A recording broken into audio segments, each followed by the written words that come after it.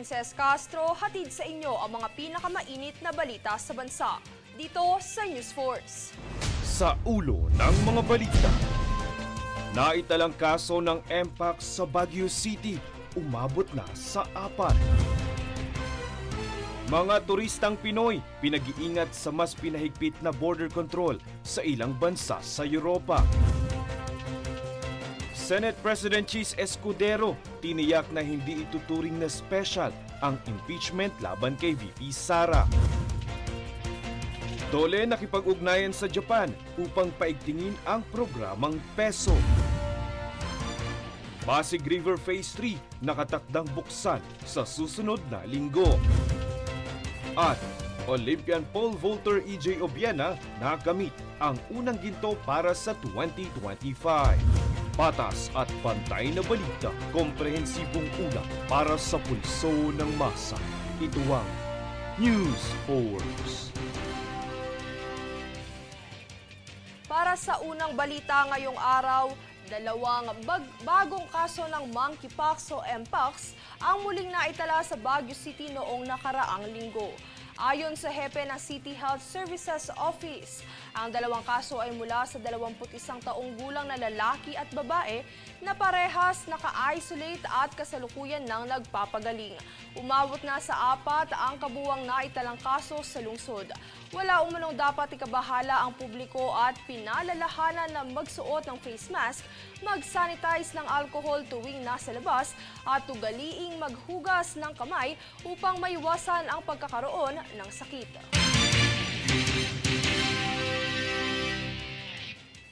Umabot sa 1,517 kaso ng hand, foot, and mouth disease o HMDF ang naitala sa buong bansa mula una hanggang ika-18 araw ng Enero.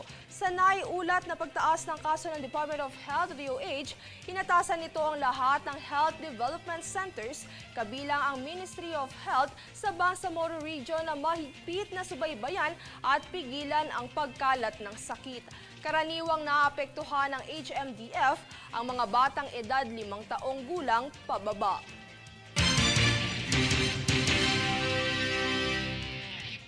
Sa iba pang ulat, positibo at inaasahan ng Department of Tourism o DOT ang lalong pagdami ng turista sa bansa matapos ang 9.13% na pagtaas nito noong Enero. Sa kasalukuyang ulat ng DOT, mahigit 600,000 turista ang bumisita sa Pilipinas. Nagpapakita umano ito ng malakas na paglago sa turismo ng bansa. Umaasa naman si Tourism Secretary Cristina Garcia Frasco na mapanatili ito ng Maynila lalo na sa gitna ng mga hadlang sa pagpasok ng mga dayuhan sa bansa.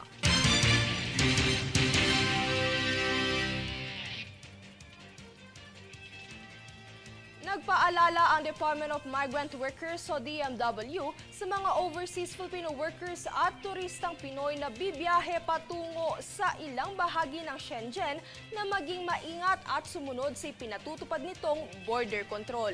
Ilan sa mga bansang muling pansamantalang nagpapatupad nito ay ang Austria, France, Germany, Italy, Denmark, Norway, Slovenia, Sweden at Switzerland. Alinsunod sa ilalim ng Shenzhen Borders Code, ito ay bilang tugon sa banta sa pampublikong patakaran o panloob na seguridad. Kaya naman inabisuhan ng DMW ang mga Pinoy na palaging dalhin ang kanilang pasaporte, visa o residence permit at iba pang angkop na dokumento sa tuwing babiyahe.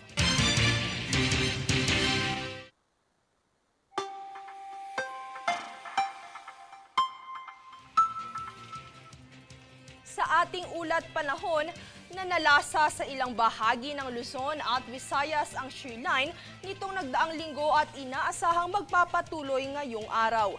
Apektado ang Visayas, Bicol Region, Mimaropa, Quezon at Aurora sa dulot ng shear line kung saan naitatala ang patuloy na buhos ng ulan. Samantala, easterlies naman ang nararamdaman sa rehiyon ng Caraga at natitirang bahagi ng Mindanao. Habang amihan naman ang dahilan ng maulap na panahon sa Metro Manila, Cagayan Valley, Cordillera, Administrative Region, natitirang bahagi ng Central Luzon, Calabarzon at natitirang bahagi ng Luzon.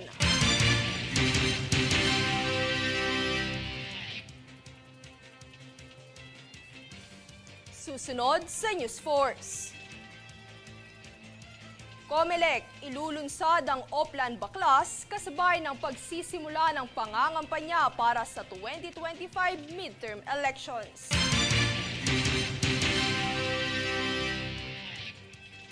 DSWD, layong magpatupad ng Unified PWD System bago matapos ang taon.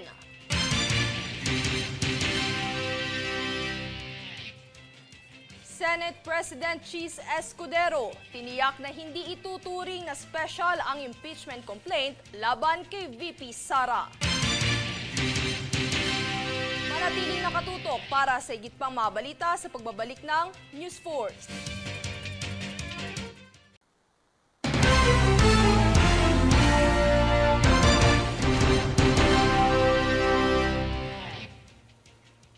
Tiniyak ng Senado na walang special treatment na gagawin sa proseso ng impeachment laban kay Vice President Sara Duterte. Para sa detalye, narito si Francis Riudique. Iginiit ni Senate President Chis Escudero na hindi espesyal ang gagawing proseso ng Senado para sa impeachment complaint laban kay Vice President Sara Duterte. Aniya, parehong proseso ang isasagawa tulad ng mga naitalang mga nakaraang impeachment process sa bansa. Dagdag pa niya, wala siyang balak na magpatawag ng special session para sa naturang impeachment. Nilinaw din niyang walang mga senador ang nagpahayag ng kagustuhan ukol dito. Pero kung magpapatawag umano si Pangulong Ferdinand Marcos Jr. ay kailangang daluhan ito ng mga senador. Ngunit matatanda ang sinabi ni Marcos na bukas siya sa pagsasagawa ng special session. Iginit ng Pangulo na dapat na magmula ang request mula sa Senado. Matatanda ang 215 at may dumagdag pa na 25 na mga kongresista ang pumirma sa naturang impeachment. Nakumpleto ito noong nakaraang Miyerkules na siyang huling araw ng session sa Kongreso. Nang maisumite ito sa Senado, nag-adjourn na din ito nang hindi tinatalakay ang naturang impeachment. Kaya naman kung hindi magpapatawag ng special session para sa naturang impeachment ay sa Junto na ito maipoproseso. Francis Riudique, nag-uulat para sa Golden Nation Network. Samantala, kasabay ng pagsisimula ng pangangampanya para sa 2025 national and local elections, ilulunsad sa Commission on Elections o COMELEC ang Oplan Baklas para sa mga hindi responsableng magdidikit ng mga poster. Ayon kasi kay COMELEC Chairman George Erwin Garcia, may inilabas naman ng mga patakaran para sa tamang pagkakabit ng mga campaign materials.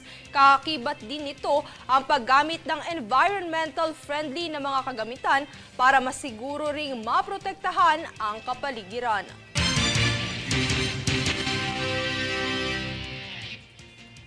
Magkakatuwang na ginunita ng Embahada ng Malaysia sa Pilipinas at Malaysia Chamber of Commerce and Industry ang Chinese New Year na hangad ang kasaganaan at kaligayahan sa parehong bansa. Narito si Faith Villanueva para sa kaganapan. Embahada ng Malaysia sa Pilipinas, kaisa ang Malaysia Chamber of Commerce and Industry o MCCI, nagdiwang ng Chinese New Year upang salubungin ang Year of the Wood Snake. We transition to the Year of the Snake, as we can see, which is a symbol of wisdom, strategy, and transformation. In Chinese belief, the snake represents intelligence, resilience, and ability to change. This year, it is expected to bring opportunity to those who plan wisely, dare to try new things, and prepare to face challenges. As we celebrate this great occasion, we are reminded of Confucius' teaching that harmony is the foundation of strength. This philosophy aligns perfectly with our aspiration to build Madani, civilized and inclusive society that respects cultural diversity while fostering unity among people of different backgrounds, as you all can see today.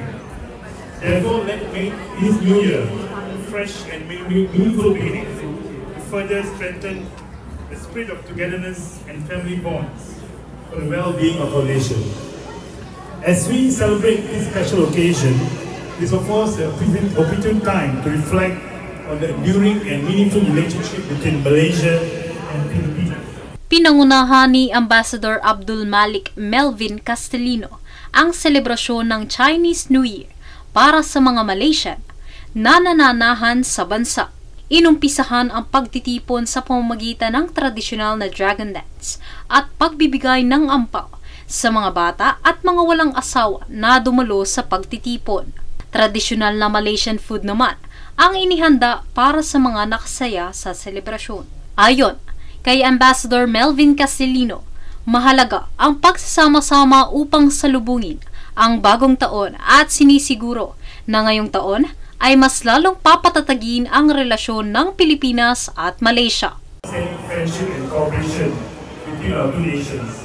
Over the past 6 decades, we have worked together in countless ways, whether in political, economic, or cultural fields, to create a partnership based on mutual respect and understanding.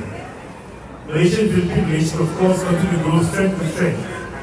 On our trade side, our trade has grown 5.5% from January to December 2024, reaching almost $8.35 billion. This year is, of course, another exciting year that Malaysia officially shared or assumed the chairmanship of ASEAN on 1st January 2025. Under the theme Inclusivity and Sustainability, we aim to achieve greater peace, stability and prosperity in the region, as well as globally. In this regard, Malaysia has become one of the key players in ASEAN, addressing strategic issues of global challenges such as conflict in Palestine, the South China Sea or the West Philippine Sea dispute, and great powers competition. This year, of course, marks the 10th anniversary of ASEAN Community, which is a milestone of ASEAN progress since establishment in 2015. I'm sure with the projected and strategic plan we laid out, Malaysia will foster deeper cooperation and enhance economic integration as well as ensure ASEAN remains a vital force in the global arena. We have done many projects, as you can see, in 2025. In 2025, this year, we hope to implement many strategic initiatives to further strengthen relations, and I hope I will be able to depend and count on you for the success of these endeavors. We also hope to increase our trade investment, support Asian businesses, including Philippines, which is a part of what MCCI is doing. Of course, nation interest in the ASEAN Championship.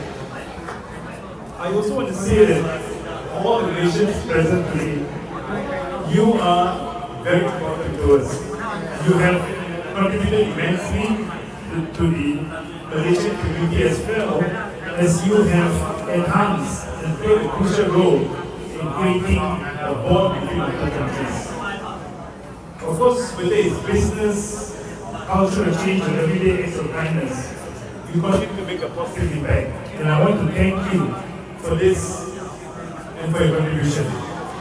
Your resilience and dedication, which I've always impressed at the very best, reflects what it means to be Malaysian. And we are proud of everything that you contribute to both Malaysia and Philippines. I would also like to take this opportunity to thank our Filipino community friends and family who are here today for their warm love and friendship that we continue to enjoy as community of Malaysia and Philippines. This is a beautiful country, people that we call home. And we are always grateful and thank the Filipino community for making us being a part of this family and country. Faith Villanueva, nag-uulat para sa Golden Nation Network.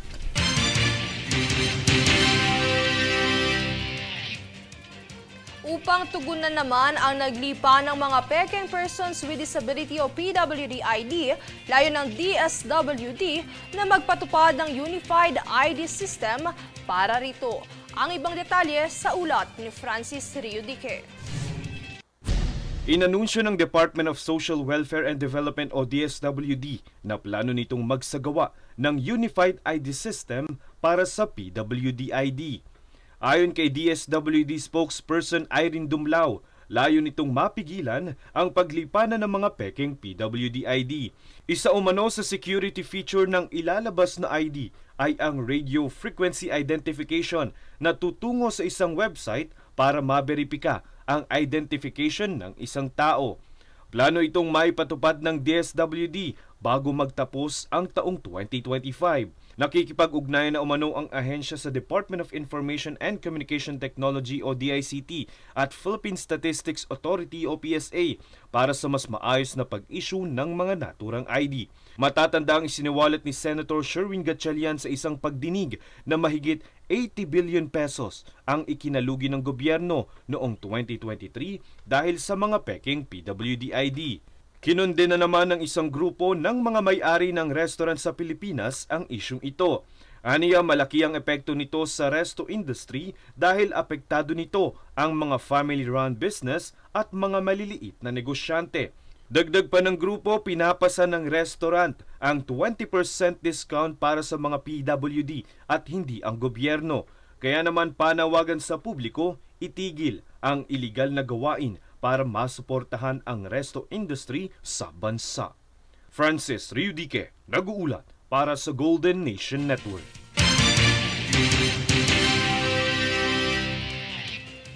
Bunsod ng lumalalang kaso ng prank calls, nararapat na agarang maberipika kung ano ang lehitimong emergency calls. Narito ang ulat ni Jade Buhoy. Nananawagan si DILG Secretary John Vic Remulla sa mga gobernador na bumili ng motorsiklo para sa kanilang mga lokal na pulis upang mapabilis ang pag-verify ng mga emergency calls sa 911 hotline.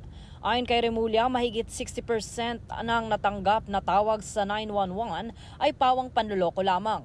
Kaya't kailangan tiyakin muna ng pulisya kung lehitimo ang isang insidente bago mapadala ng iba pang unit. Sa kanyang pagsasalita sa 7th General Assembly ng League of Provinces of the Philippines, sinabi niyang maliit na halaga lamang ito para sa mga lokal na pamahalaan, ngunit malaking tulong upang hindi masayang ang mga rekurso ng gobyerno. Ibinahagi niya na noong siya ay gobernador ng Cavite, nakabili siya ng 800 police cars upang mapabilis ang pagtugon ng pulisya sa mga tawag ng tulong mula sa publiko. Sinabi rin ni Remulla na sasagutin ng pambansang pamahalaan ang lahat ng gastusin sa paglulunsad ng nationwide integrated 911 system. Kaya't ang hinihiling na motorsiklo para sa pulis ay ang tanging kailangang ambag ng mga LGU. Plano ng DILG na ilunsad ang bagong 911 Emergency Response System sa Hunyo sa Greater Manila, Cebu at Mindanao at sunod-sunod sa bawat rehiyon kada buwan. Bilang bahagi ng pagpapalakas ng emergency response, bibigyan din ng gobyerno ng mga fire trucks at ambulansya ang mga bayan upang mapadali ang pagtugon sa mga emergency. Ayon naman kay Remulla, ang epektibong 911 system ay hindi lamang tungkol sa pagtanggap ng tawag, kundi sa agarang aksyon upang matulungan ang mga nangangailangan. Jade Buhoy, nag-uulat para sa Golden Nation Network.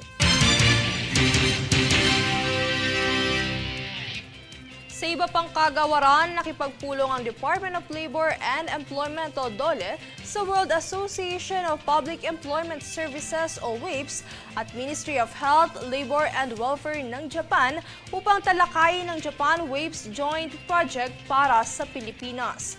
Layunin ng proyektong ito na palakasin ang kakayahan ng higit 1,000 public employment service offices o PESO sa bansa sa pagbibigay ng mas epektibong serbisyo. Pinangunahan ni DOLE Secretary Bienvenido Laguesma ang pagpupulong kasama ang mga kinatawa ng Japan upang mapabuti ang mga estratehiya sa paghahanap ng trabaho para sa mga Pilipino.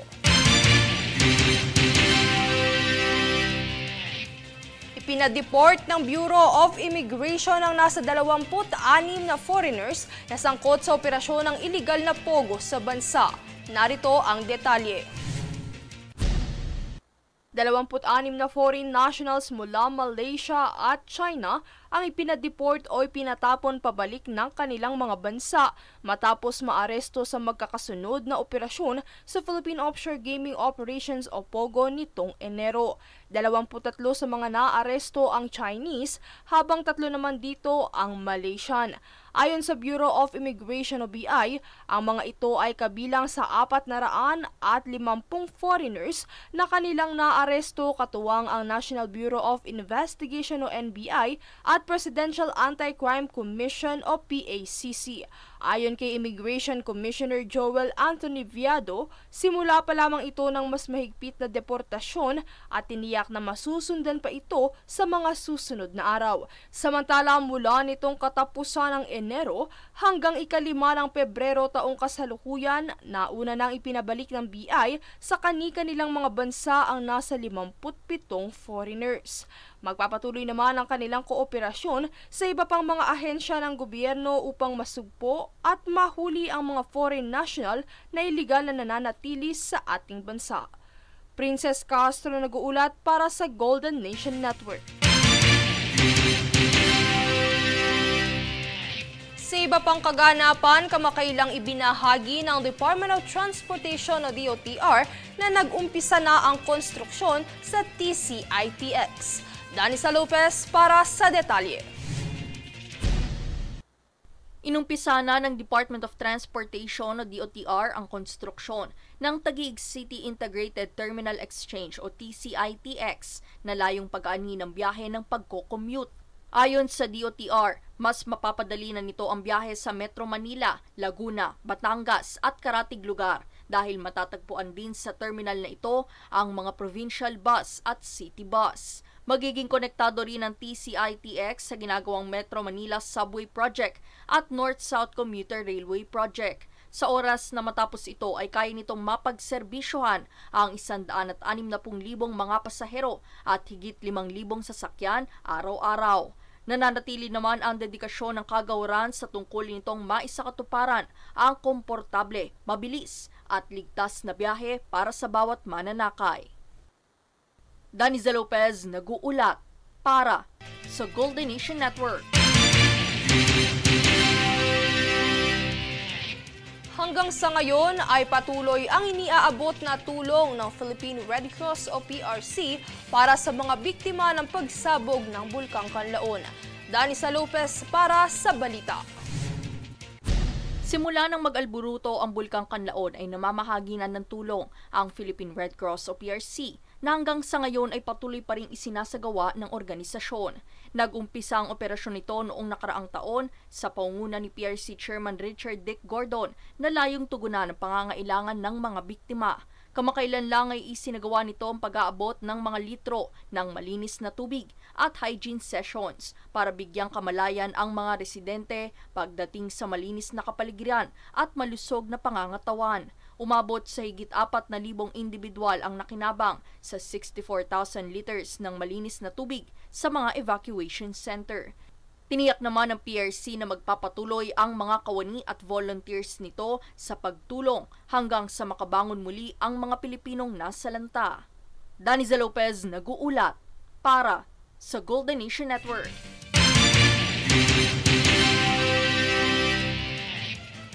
Susunod sa News Force. Tandang Sora Women's Museum sa Quezon City magbubukas na sa 19 ng Pebrero.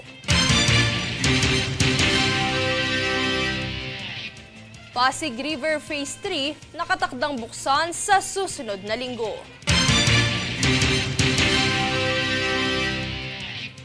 BOC, nakumpiska ang 170 milyong halaga ng droga sa Cebu.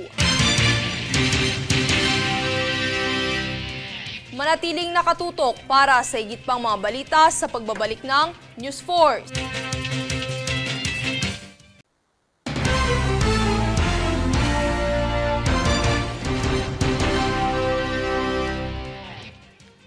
ika-17 ng Pebrero, nakatakda ng buksan sa publiko ang Phase 3 project ng Pasig Bigyang Buhay Muli o PBBM na inisyatiba ni First Lady Lisa Araneta Marcos. Ang abiso ay mula sa Unang Ginang at Interagency Council for the Pasig River Development kung saan itatampok ang 3 makasaysayang mga lugar sa Maynila, ang Plaza Mexico, Maestranza Esplanade at Fort Santiago Riverwalk.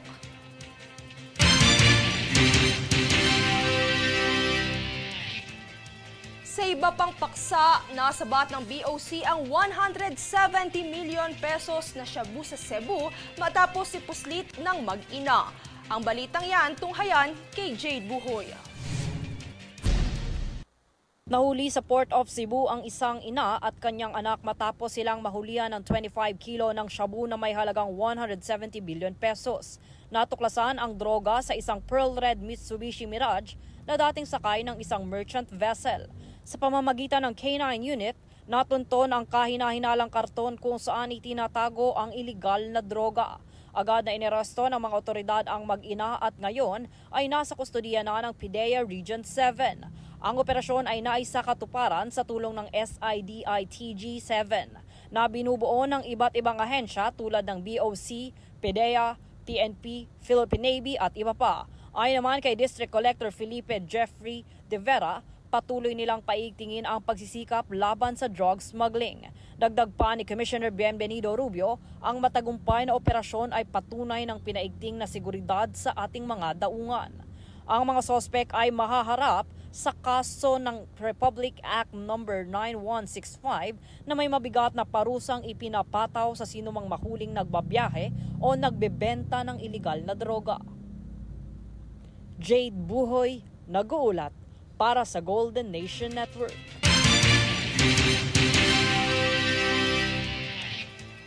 Formal nang bubuksan sa publiko sa ika-19 ng Pebrero ang Tandang Sora Women's Museum sa lungsod ng Quezon. Ang naturang petsa ay kasabay ng pagdiriwang ng National Arts Month. Kaugnay nito ay nagsagawa ng inspection at walkthrough ang alkalde ng lungsod na si Joy Belmonte upang masiguro na ito'y maayos bago formal na buksan.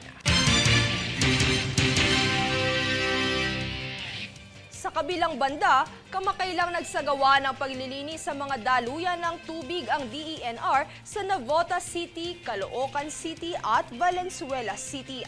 Sa isinagawang cleanup operations nito ay nakolekta ang mahigit 1,600 sako ng basura sa Kamanava area.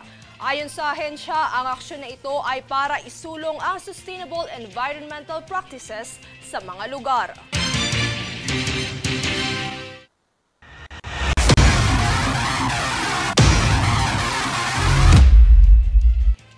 Golden comeback para sa two-time Olympian at Filipino pole vault ace na si EJ Obiena matapos pagharian ang men's tournament nitong nagdaang linggo. Narito ang ulat. Para sa unang gintong panalo ngayong 2025 pole vault season, dinomina ni two-time Olympian EJ Obiena ang Metz Moselle at Lillor event sa France. Kanyang naitala ang season's best na 5.70 meters.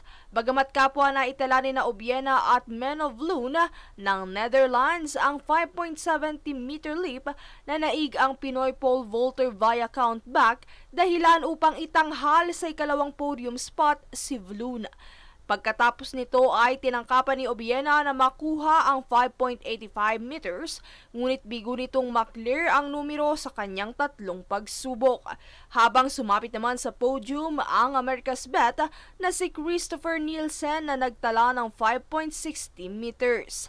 Samantala, bago pa man ito ay nakahirit na ng pilak na medalya si Obiena sa nagdaang International Springer Meeting sa Cottbus, Germany nitong Enero. Sa kabilang banda, nabigo namang depensahan ng pole vault ace ngayong taon ang kanyang staff indoor title nang hindi siya makapodium sa PSD Bank Dome sa Düsseldorf, Germany nitong linggo ng gabi, oras sa Pilipinas. Matatandaang nakamit ni Obiena ang Asian indoor record na 5.93 meter clearance dahilan upang siya ang itanghal na kampyon sa nakaraang taong edisyon ng kompetisyon. Princess Castro nag-uulat para sa Golden Nation Network. At narito ang recap ng mga nagbabagang balita ngayon. Sa ulo ng mga balita, naitalang kaso ng MPAC sa Baguio City, umabot na sa 4. Mga turistang Pinoy pinag-iingat sa mas pinahigpit na border control sa ilang bansa sa Europa.